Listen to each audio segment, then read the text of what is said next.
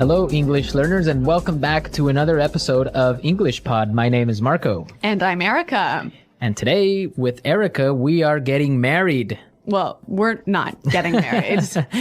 We're not, but our actors in the podcast are. That's right. So we've got a lesson today about weddings. And you know what? A lot of the language in this lesson is about weddings and marriages. And maybe you don't need to use this language every day, but learning this vocabulary will definitely help you understand or learn a lot more about Anglo culture. Okay, great point, Marco. I think now we can look at our vocabulary preview.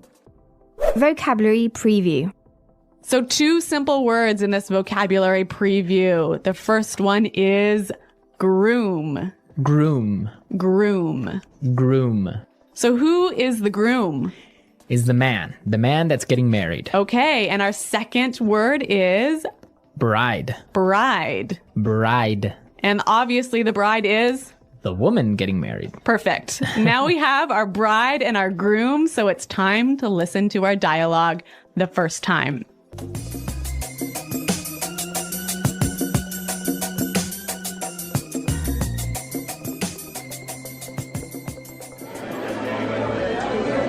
I can't believe that Anthony is finally getting married. Yeah, well, it's about time. He's been living with his parents for 40 years. Don't be mean. Look, here come the bridesmaids. Oh, their dresses look beautiful. Who are those kids walking down the aisle?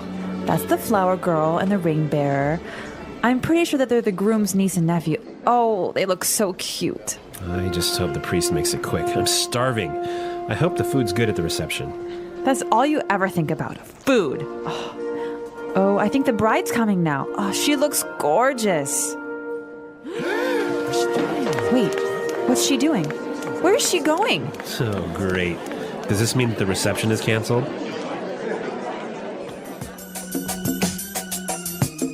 Oh, Marco, that's so sad. Yeah, I know. The reception is canceled. Marco, they're not getting married. Oh, well, I mean, the best part is when you go and eat and drink at the reception. Okay. Well, there's some great language in this dialogue. And now let's look at our language takeaway. Language takeaway. Great. Our first word on the language takeaway today is it's about time. It's about time. It's about time. It's about time. So now we are going to listen to some examples on how we use this great phrase. Example 1. Dinner's ready. It's about time. I'm starving. Example 2. Guess what? I finally got a job. It's about time. You've been unemployed for 2 years. Example 3. We're almost there. Just a couple more minutes. It's about time. We've been driving for 12 hours. So this phrase means finally. Finally, at last. We've been waiting a long time for this. Exactly. Okay, so it's about time. Great. Let's take a look at our second word now. Aisle. Aisle. A-I-S-L-E. Aisle. Aisle. It's a tricky word. It sounds like the contraction of I will. Yeah, but it's spelled so strangely. Right. We don't pronounce the S. The S is silent. That's true. Aisle. So what is an aisle? In a big room where you have a lot of chairs, that space in the middle that allows people to walk through, that's the aisle. So the aisle is the part where you walk. Yes. In a big room. In a big room. With many chairs. With many chairs. Okay. So in the church, the bride and groom walk down the aisle. Exactly. Great. Let's move to our third word. Bridesmaid. Bridesmaid. Bridesmaids. So who are the bridesmaids? Or wait, maybe you should ask me that. Yeah, because we don't get bridesmaids. Okay, so the bridesmaids are the women who are friends of the bride who stand next to her when she's getting married. Usually they're her best friends. Right, okay. Okay, so we have our bridesmaids. Now we have our flower girl. Flower girl. Flower girl. Again, I'll explain this one. Please. The flower girl is that cute little girl who walks down the aisle and who throws flowers. That's the flower girl. And with the flower girl, we have our ring bearer. Ring bearer. Ring bearer. So the ring bearer is the cute little boy who walks down the aisle carrying the... Rings. Yep, Okay, so a lot of useful vocabulary for a wedding ceremony. that's true. Now let's look at our last word. Gorgeous. Gorgeous. Gorgeous. Gorgeous means beautiful. Very beautiful. Yeah. Beautiful you can only use with a woman. Can you use gorgeous with a woman or with a man? Yes, gorgeous is unisex. So both men and women are gorgeous. Right, you can say, oh, that girl is gorgeous, That guy is gorgeous. right? Or you can say even, this house is gorgeous. Okay, so men, women, objects. Yes, yes. All right, well, we've learned some really interesting vocabulary that will help us to understand an Anglo wedding. So why don't we listen to the dialogue slowed down?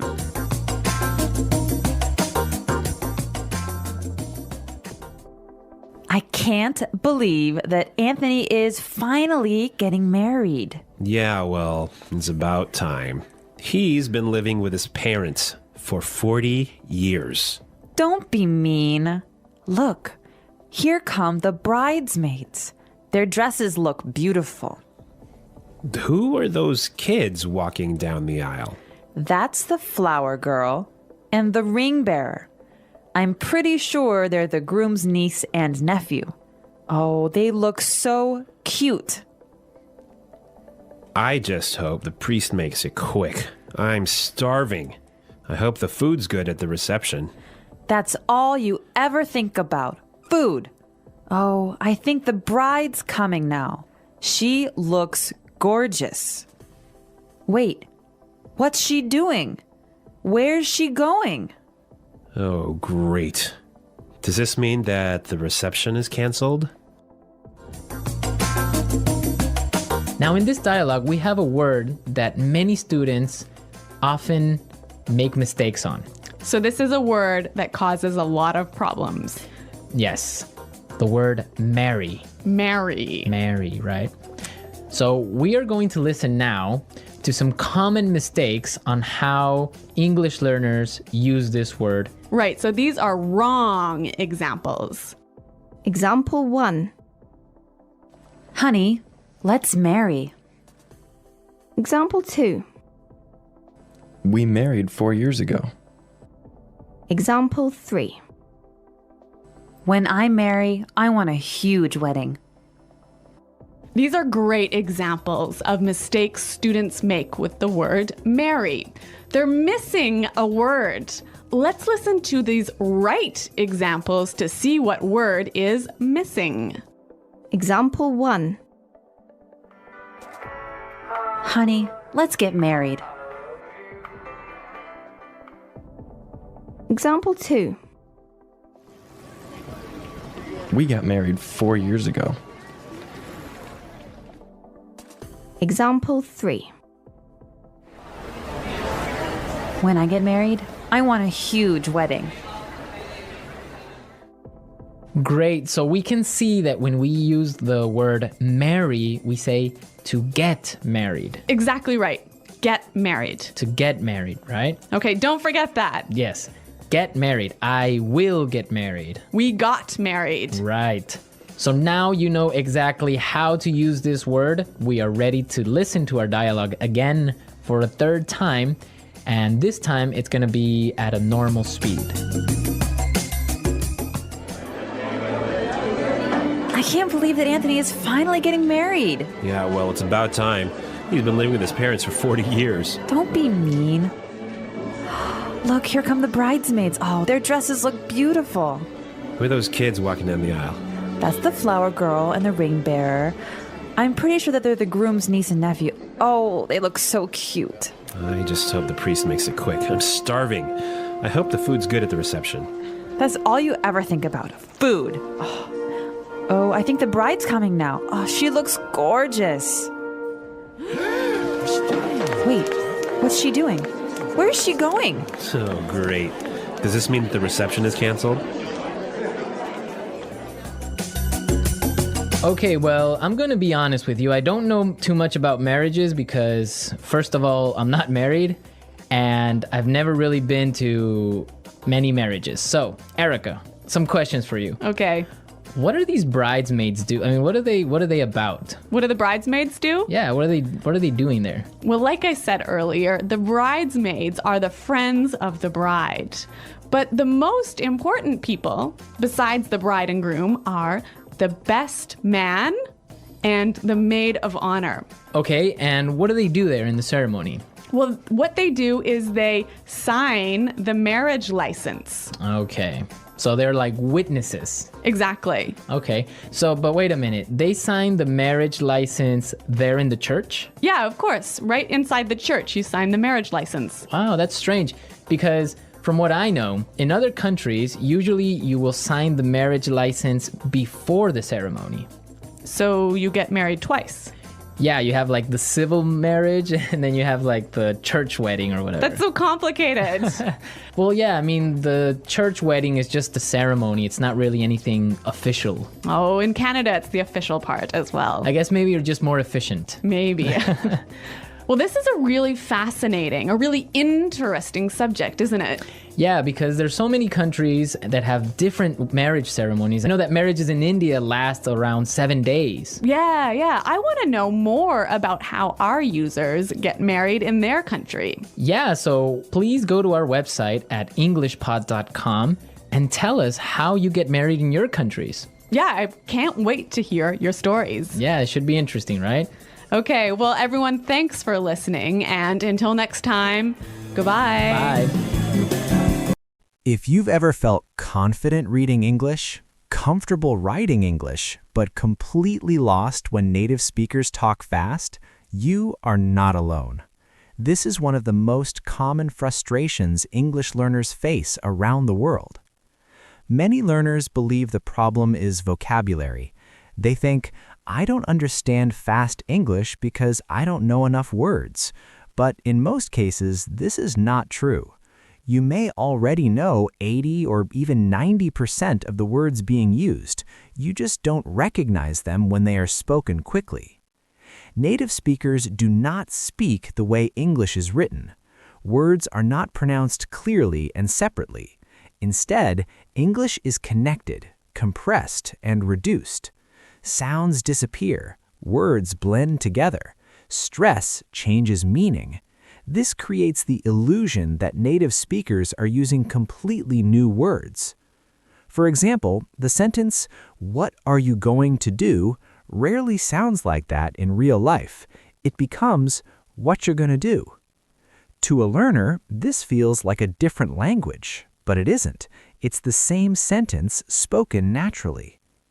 Another major issue is speed pressure. When English is fast, your brain tries to translate every word into your first language. This takes time. By the time you translate the first half of the sentence, the speaker has already finished the second half. This causes panic, stress, and mental shutdown. Understanding fast English is not about intelligence. It is not about talent. It is about training your ear, not your eyes.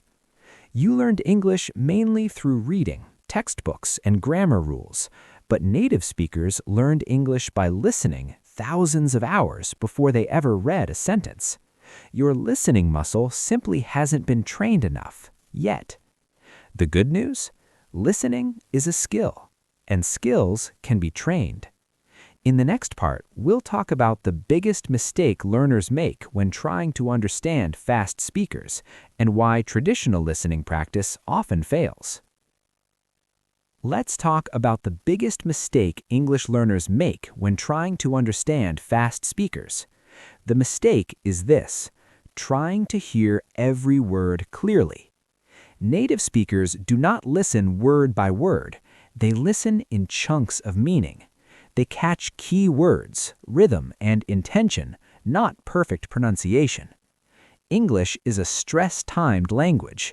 This means some words are strong and clear, and others are weak and almost invisible. Content words, nouns, verbs, adjectives, are stressed. Grammar words, articles, prepositions, auxiliary verbs, are reduced. For example, I want to go to the store later.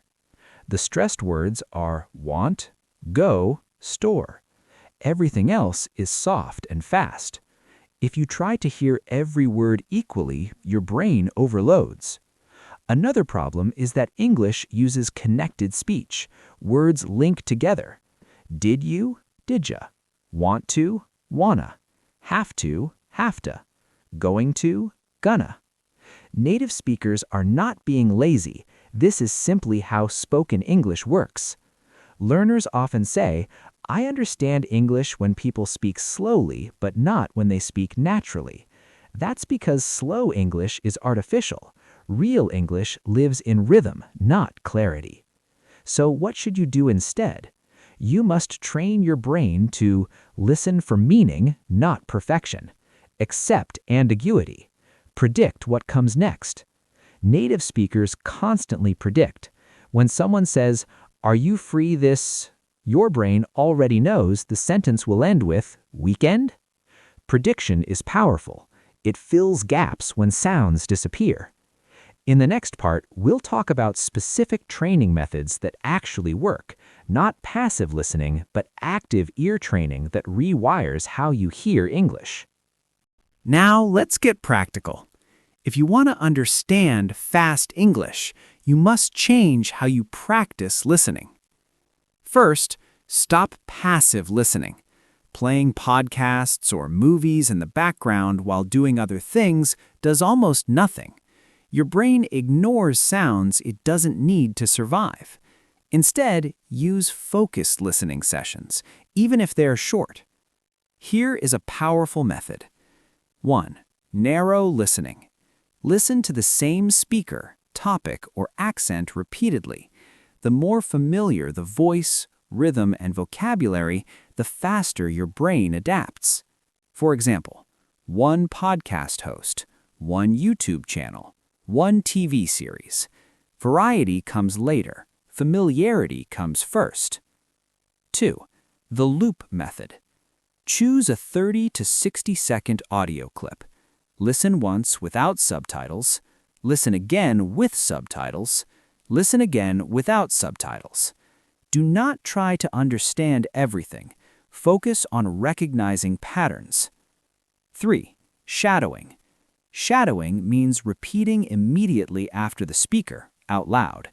This forces your brain to process sound quickly, match rhythm and speed. Stop translating. Even if you don't understand every word, shadowing trains real-time listening. 4. Slow down, then speed up. Start with 0.75x speed, then go to normal speed, then slightly faster than normal. This stretches your listening ability, like lifting heavier weights at the gym. 5. Learn spoken forms, not dictionary forms. Instead of learning going to, learn gonna. Instead of did you eat, learn jeet. This is real English. In the final part, we'll talk about mindset, patience, and how long it realistically takes to understand fast English without frustration. Let's talk about expectations. Understanding fast English does not happen in weeks. It happens in stages. First, you stop panicking. Then, you start catching key words. Then, sentences begin to form. Finally, understanding becomes automatic. This process can take months, sometimes a year, depending on consistency. The biggest enemy is frustration. When learners say, "I've been learning English for years, why can't I understand natives?" they forget one thing. They didn't spend those years listening actively. Listening skill grows quietly. You often don't notice improvement until suddenly, one day, you realize you understood an entire conversation without effort. Here are final principles to remember. You don't need perfect understanding. Missing words is normal, even for natives. Speed comes from familiarity, not intelligence. Listening improves fastest when speaking is involved. Speak, shadow, repeat, listen again. Fast English is not fast because speakers talk quickly. It's fast because your brain hasn't learned the rhythm yet. Once it does, English slows down naturally. Thank you for listening to this episode. Keep training your ear and trust the process.